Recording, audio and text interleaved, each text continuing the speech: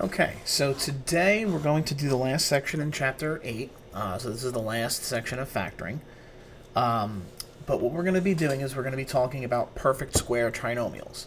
So we should all know what a perfect square trinomial is. An example of a perfect square trinomial would be something like 16x squared plus 24x plus 9. Now, we talked about these back when we were multiplying and how perfect square trinomials were a single factor squared. It's when we squared a single binomial. So now we're essentially just going backwards. We're going the other way.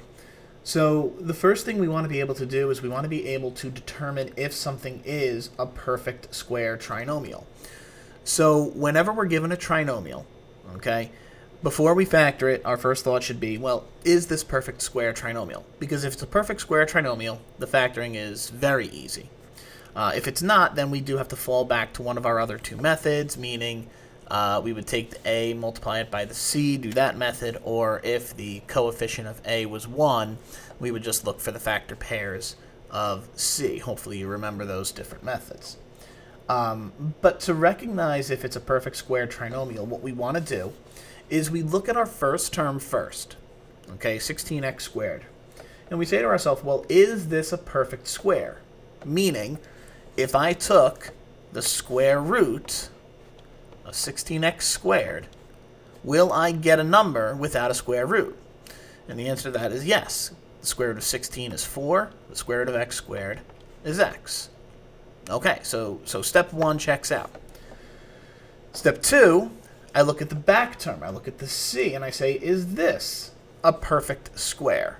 Meaning, again, can I take the square root of it and get a whole number? Well, the square root of 9 is 3. So, yes, step 2 works out. The first term's a perfect square. The second term's a perfect square, so that's all good. Step 3 then says, if I were to take these two numbers, multiply them together, and multiply it by 2, would I get the middle term? So I would have to take 4x times 3, and that's going to be 12x, and then if I multiply it by 2, I get 24x. And as long as I get whatever this middle term is, that means that this is a perfect square trinomial. Okay? So that's the test to determine if a trinomial is a perfect square trinomial. See if the first term is a perfect square, see if the second term is a perfect square, and then see if I multiply those two numbers together and then multiply it by 2, will it equal this middle term? So now the question is, well, okay, great. We understand that this is a perfect square trinomial. How do I factor it? And here's the easy part. When factoring a perfect square trinomial, we're going to take this first term that we got, this 4x, when we took the square root of our first part. We're going to take the 3 when we took the square root of the last term. And we're going to put those together based on whatever this sign is right here. Okay, so this sign here, this is a plus. I'm going to put the 4x and the 3 together with a plus sign because of this sign right here. And then I just square it. So the squaring, or the factoring of this perfect square trinomial would be 4x plus 3 squared. This would be your answer. This would be the factorization. Now, again, I can do this in the old method where I'm taking a times c, but then I got to do 16 times 9, and that's going to be kind of annoying because now I'm going to be working with a very high number, which is going to give me a lot of different factor pairs, and I'm going to have to go through all of those factor pairs to find which one adds up to 24, and, you know, it's really not the best way. So that's why the first thing you do when you see a trinomial is see, is it a perfect square trinomial? You want to do those 3 steps to determine if it's a perfect square trinomial. All right, so let's look at one more here. Let's say we had something like 9x squared minus 6x plus 4. So again, it's telling me to factor, so no problem, I will factor this.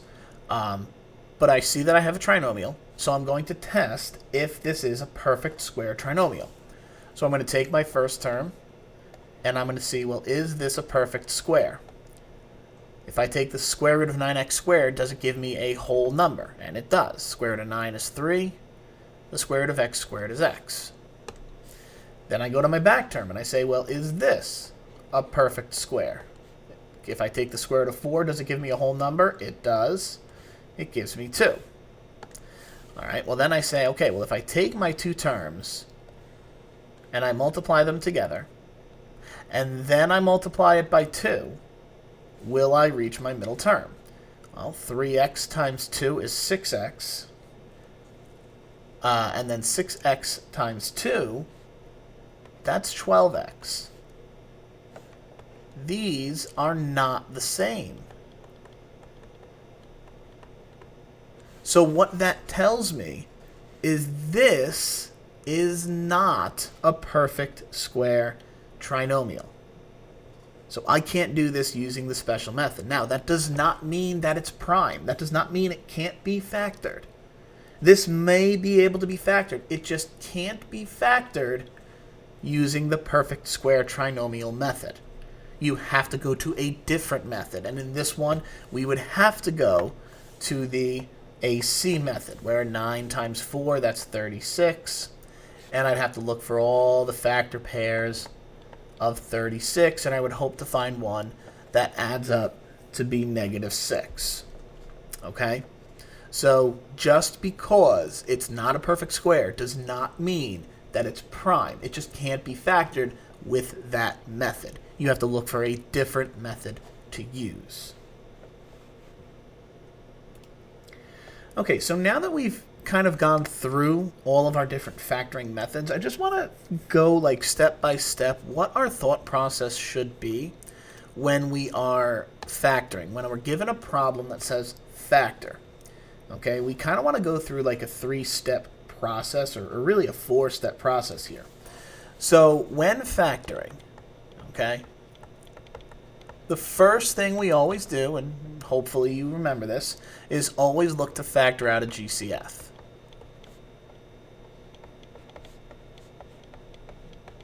Always look to factor out a GCF first, no matter what.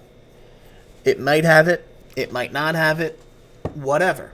If it does, we factor it out, and then we work with what's left inside the parentheses. If it doesn't have it, we move on right away to step 2. And step 2 is figure out how many terms you have inside the parentheses or within the polynomial. Okay? Because if we have 2 terms, so here, let me put this. Look at number of terms. If you have 2 terms, then you are looking to factor using the difference of squares.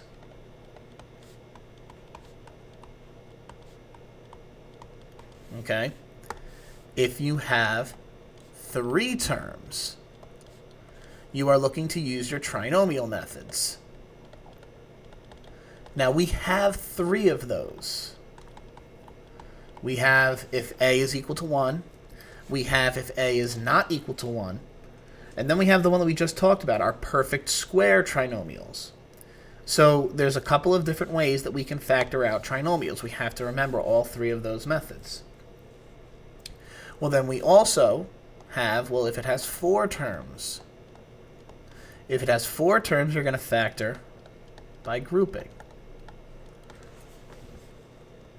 Those are all of my different factoring methods. Okay? So first you factor out a GCF, then you look at however many terms you have. If you have 2 terms, factor it using your difference of squares. If you have 3 terms, factor it using one of your trinomial methods. If you have 4 terms, factor it by grouping. And then finally, the last step here is, can you factor again?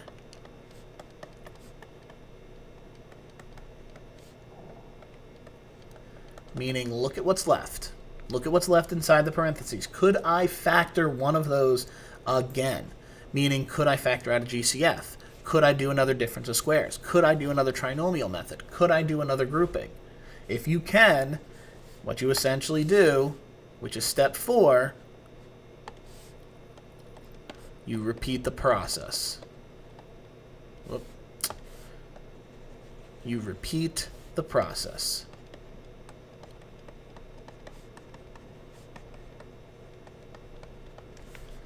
Okay?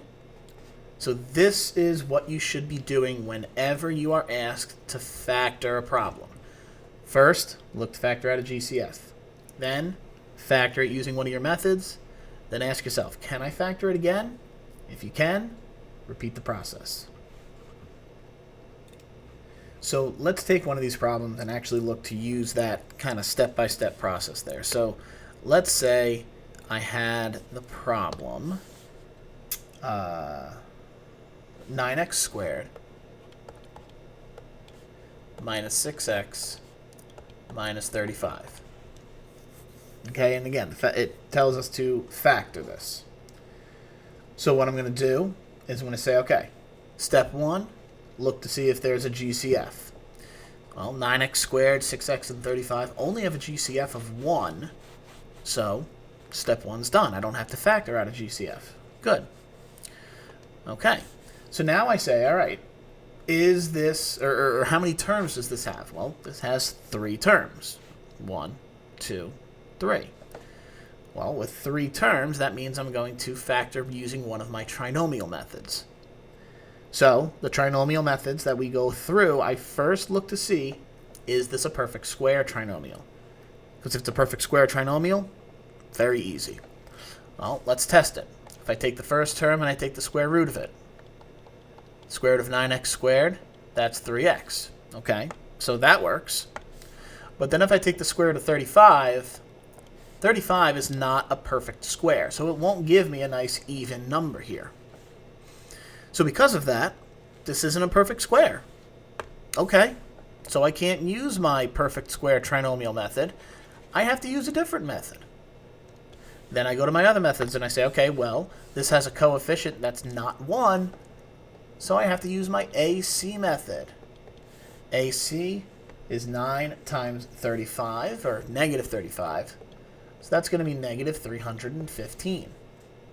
So I have to find a factor pair that multiplies to negative 315 and adds to be negative 6. Okay? So I'm going to, again, kind of expedite the process here and not write every factor pair out, because, again, this would take a little while here. But one of my factor pairs is going to be 15 and negative 21. 15 times negative 21 is negative 315, and 15 plus negative 21 is going to give me negative 6. So this is going to be the factor pair that I want to use. Now again, if we remember what we do with our trinomial that has an a that is not 1, we have to take our middle term and split it up. So the negative 6x becomes 15x and negative 21x. I bring down my 9x squared. I bring down the negative 35. And now I factor this by grouping. Group the first 2, group the second 2. What's the GCF of 9x squared and 15x? That's going to be 3x. What am I left with? 3x plus 5. In the second one, what's the GCF of negative 21x and negative 35? That's going to be that's going to be negative 7. What's left? 3x plus 5. If I look at my parentheses, I see a twin. So I take my 2 GCFs, the 3x and the negative 7. Those go in one parenthesis. And the 3x plus 5 goes in the other parenthesis.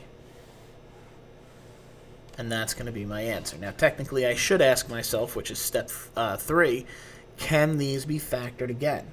Could I factor 3x minus 7? Well, it's a binomial. Binomials can only be factored by difference of squares.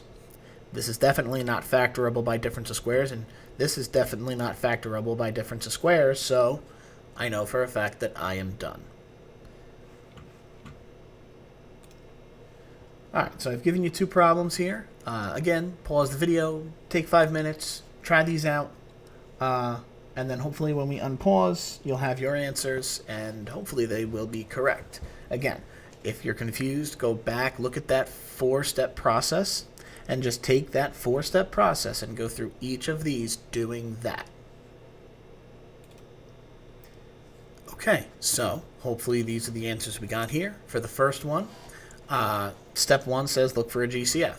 We definitely have a GCF here of 2, so I take the GCF of 2 out. Inside, I'm left with x squared minus 16. Then I say, okay, how many terms does this have? Well, it has 2 terms. The only way that this can be factored is by difference of squares. Is the first term a perfect square? Yes, it is. Is the second term a perfect square? Yes, it is. Is the middle term or one of the terms a negative? Yes, it is. So I can factor this out. I would take the x and the 4, put 1 as a minus, put 1 as a plus, and not forget the GCF out front. And then this would be my final answer. Again, guys, remember, it doesn't matter if I put the x plus 4 or the x minus 4 first. They're both going to be exactly the same answer. Okay, so it doesn't matter if this was x minus 4, x plus 4, or x plus 4, x minus 4. Okay. I move on to the second problem here. Again, I look for a GCF. There is no GCF, so I can't take it out. Then I should be asking myself, is this a perfect square trinomial? But right away, if I look at this first term, 12 is not a perfect square. So right away, this is not a perfect square trinomial, so I can't factor it using that method. So I move on to my next method. I have a coefficient of a, so I have to look at AC. 12 times negative 25, that's negative 300. I want to look at all the factor pairs of negative 300. But again, in lieu of time, I only wrote out the one that we needed, which was 20 and negative 15, because when I add those together, it equals 5x. So I rewrite the 5x using the positive 20x and the negative 15x, bring down the 12x, bring down the negative 25, and now factor by grouping. In the first 2 terms, I can take out a 4x. I'm left with 3x plus 5. In the second 2 terms, I can take out a negative 5, and I'm left with 3x plus 5. I see a twin. I take my 2 GCFs, put those in one, take the twin, put it in the other. Alright, so now that we know how to factor, basically, or we should be able to factor basically any single problem that we want, the last thing, and like we've done with every other factoring method, we're going to look to solve. Okay, so let's say I had the problem 9x squared minus 48x equals negative 64. So just like in all other problems here, whenever we're looking to solve, the steps are always the same. Step 1, make one side equal 0. Step 2, factor. Step 3, set each factor equal to 0 and solve. So my first step here is to make the one side equal 0. So I need to add 64 to both sides here. So I'm going to end up with 9x squared minus 48x plus 64 equals 0. Now that I have this set to equal to 0, now I want to factor. So I go through and I say, okay, any GCF that I see here, 9, 48, 64, no, there's no GCF that I can pull out of this. Then I say, okay, it's a trinomial. Let's test if it's a perfect square trinomial. Square root of 9x squared. Is that a perfect square? Yes, it is. I get 3x. Square root of 64. Is that a perfect square? Yes. Square root of 64 is 8. Then I have to make sure, if I multiply these two together and multiply it by 2, will I get the middle term of 48? Well, 8 times 3 is 24, and 24 times 2 is 48x. So I do get my middle term. So this is a perfect square trinomial, which makes this a lot easier to factor.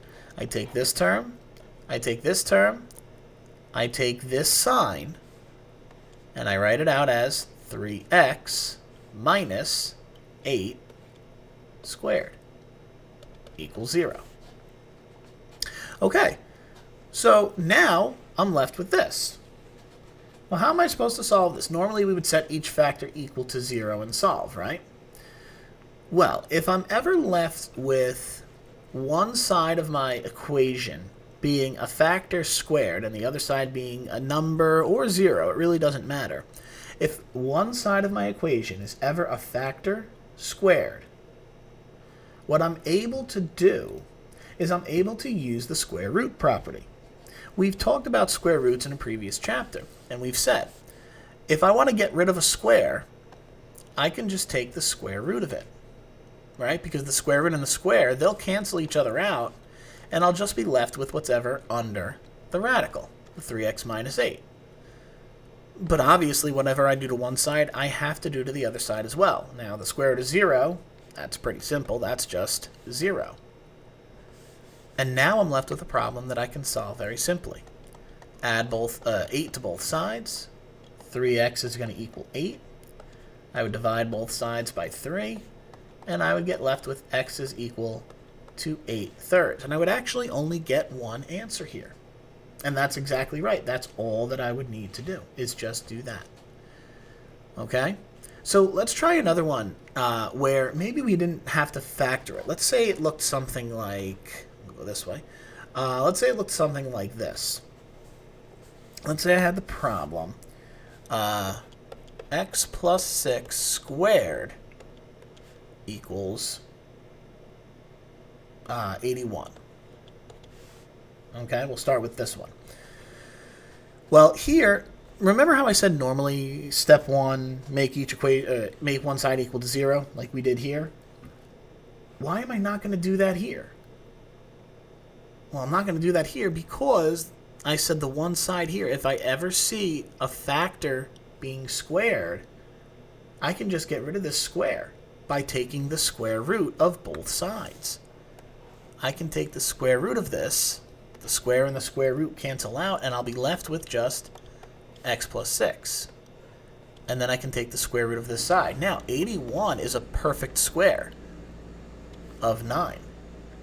All right, that makes it pretty simple. But, and this is where it gets a little confusing, whenever you take the square root of a number, like this, whenever I'm taking the square root of 81 or the square root of 64, it's not just a positive 9.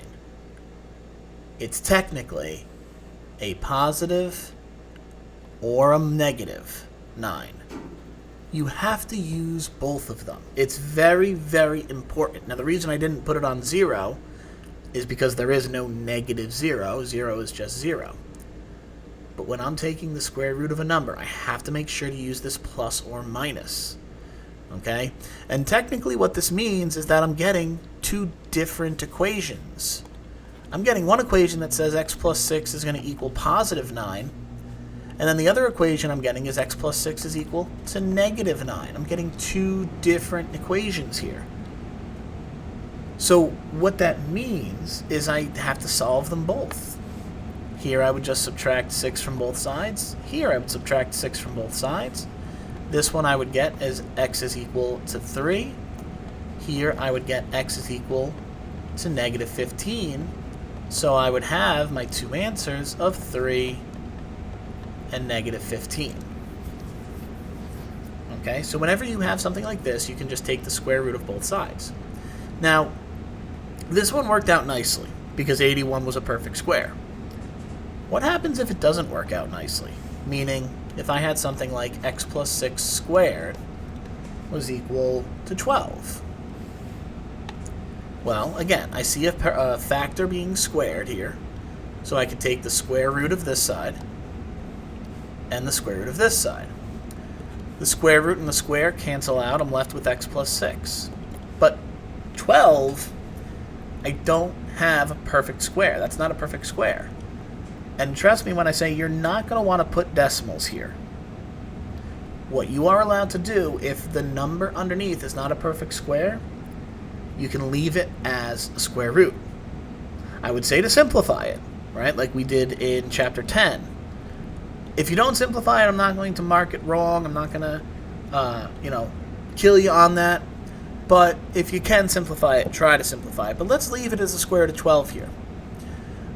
But just like the 81, when I took the square root of it and I got plus minus 9, the square root of 12 is actually positive or negative square root of 12. We have to do that. You have to have plus or minus.